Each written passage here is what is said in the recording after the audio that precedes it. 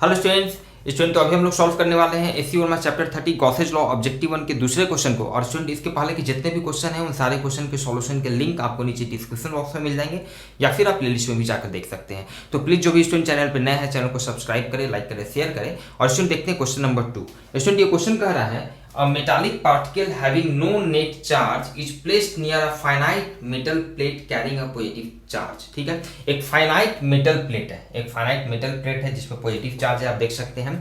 और एक metallic particle है जिसके बारे में कह रहा है कि having no net charge, having no net charge. Confusion नहीं होना चाहिए। Metallic particle no net charge करने का मतलब है ठीक है इस पे नेट चार्ज नहीं है, but it have electrons and protons, electrons and protons equal numbers में मौजूद है। क्लियर है?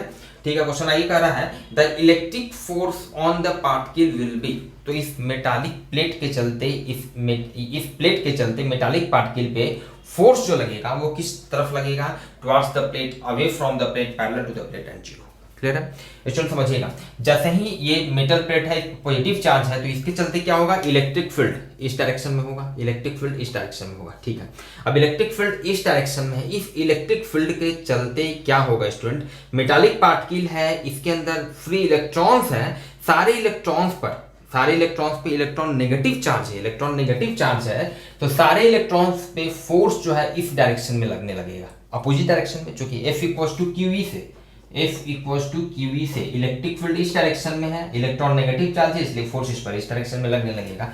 मतलब अल्टीमेटली आप समझ सकते हैं कि सारा इलेक्ट्रॉन्स जो है वो इसके इस साइड में आ जाएगा। क्लियर है? मतलब नेगेटिव चार्ज जो है, इलेक्ट्रॉन्स जो है वो इस डायरेक्शन में आ जाएंगे और फाइनली इसके इस साइड में कुछ चार्ज डेवलप हो जाएगा, नेगेटिव चार्ज, मान लेते हैं -Q चार्ज। क्लियर है? और जितना नंबर ऑफ इलेक्ट्रॉन्स इधर आया है उतना ही इलेक्ट्रॉन का डिफिशियंसी इस साइड में हुआ। इलेक्ट्रॉन का डिफिशियंसी मीन्स क्या? पॉजिटिव चार्ज, तो उतना ही पॉजिटिव चार्ज इस तरफ डेवलप हो जाएगा +Q। सेम चार्ज इधर भी डेवलप होगा। इसको आप ऐसे भी समझ सकते हैं कंजर्वेशन ऑफ चार्ज से भी, भाई जितना चार्ज इधर नेगेटिव डेवलप होगा उतना ही पॉजिटिव चार्ज डेवलप इधर भी होना चाहिए, तभी तो ओवरऑल इस पर नेट चार्ज 0 होगा दोनों ऐड करके। क्लियर है? तो उतना ही पॉजिटिव चार्ज इधर भी आपका डेवलप होगा। अब क्या होगा स्टूडेंट? इतना फेनोमेना होगा। अब उसके बाद क्या होगा स्टूडेंट? फोर्स तो कंटिन्यू इस पर लग रहा है, तो इस इलेक्ट्रॉन्स पे फाइनली फोर्स आप समझ रहे हैं कि इधर की ओर लग रहा है, तो मान लेते हैं इलेक्ट्रॉन पे ये जो फोर्स लग रहा है इसके चलते, प्लेट के चलते, इसको हम F1 कह देते हैं। और ये पॉजिटिव चार्ज पे ऑब्वियस आप समझ सकते हैं, पॉजिटिव चार्ज पे फोर्स जो लगेगा, इलेक्ट्रिक फील्ड इधर, पॉजिटिव चार्ज पे तो फोर्स इधर लगेगा। मतलब अब अगर हम बात करें कि इस मेटालिक पार्टिकल पे किधर फोर्स लग रहा है, तो भाई इस पर दो फोर्स लग रहा है, F1 और F2। F1 इधर लग रहा है, F2 इधर लग रहा है। अब ऑब्वियस है दोनों का मैग्नीट्यूड देखना होगा, जिसका मैग्नीट्यूड ज्यादा होगा नेट फोर्स उस पर उधर ही उसी डायरेक्शन में लगेगा। क्लियर है?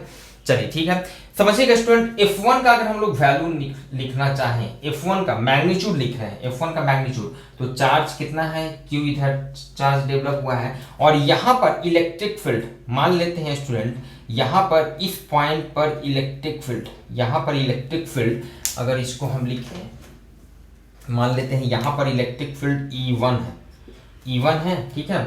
और यहाँ पर इसके इस साइड में अगर इलेक्ट्रिक फील्ड की बात करें तो सपोज कीजिए इसको हम इलेक्ट्रिक फील्ड लिख रहे हैं E2, इसको E2 लिख रहे हैं। समझिएगा, ये E1, ये जो पॉइंट है, ये जो लोकेशन है, ये प्लेट से ज्यादा नजदीक है, मतलब ऑब्वियस है यहाँ पर इलेक्ट्रिक फील्ड का मैग्नीट्यूड ज्यादा होगा, क्योंकि ये चार्ज के ज्यादा नजदीक है, डिस्टेंस कम है, मतलब इलेक्ट्रिक फील्ड का मैग्नीट्यूड यहाँ पर ज्यादा होगा। ठीक है, और यहाँ पर इलेक्ट्रिक फील्ड का मैग्नीट्यूड E2 का जो वैल्यू होगा वो कम होगा, क्योंकि डिस्टेंस ज्यादा है। ठीक है, तो अगर F1 का वैल्यू लिखेंगे तो क्या हो जाएगा student? This will become QE1। ठीक है, और इसी तरह F2 का वैल्यू अगर हम लोग लिखना चाहें, F2 का value, then this will become QE2। Clear है? साथ ही साथ E1 का जो वैल्यू होगा वो E2 से ज्यादा होगा। E1 का वैल्यू, यहाँ पर इलेक्ट्रिक फील्ड का जो मैग्नीट्यूड है E2 से, यहाँ के इलेक्ट्रिक फील्ड से ज्यादा होगा, क्योंकि ज्यादा नजदीक है, डिस्टेंस कम है, इसलिए मैग्नीट्यूड यहाँ पे ज्यादा होगा।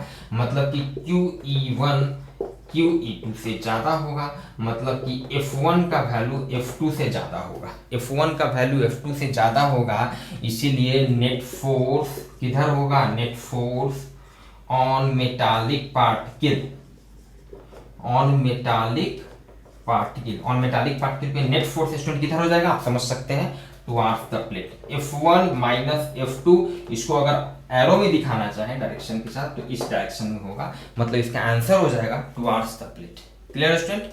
One thing student. Second thing, suppose कीजिए कि अगर इस क्वेश्चन में यहाँ पर मेंशन होता a metallic particle having no net charge is placed near a finite की जगह अगर ये इनफाइनाइट मेटल प्लेट होता, अगर ये इनफाइनाइट मेटल प्लेट होता, समझिएगा, तो इसका फिर आंसर चेंज कर जाता है। क्यों चेंज करता है स्टूडेंट? जस्ट इसके पहले वाले क्वेश्चन में हम लोगों ने देखा है कि अगर ये इनफाइनाइट मेटल प्लेट होता तो इसके चलते, अगर ये इनफाइनाइट मेटल प्लेट होता, हम ये क्वेश्चन से अलग हटकर बात कर रहे हैं स्टूडेंट, क्वेश्चन सॉल्व हो चुका है, इस आंसर इज ए। आगे बात कर रहे हैं कि अगर ये इनफाइनाइट मेटल प्लेट होता तो समझिएगा, इनफाइनाइट अगर मेटल प्लेट होता स्टूडेंट तो इसके चलते जो इलेक्ट्रिक फील्ड का वैल्यू होता किसी पॉइंट पर, this is given by sigma by epsilon not.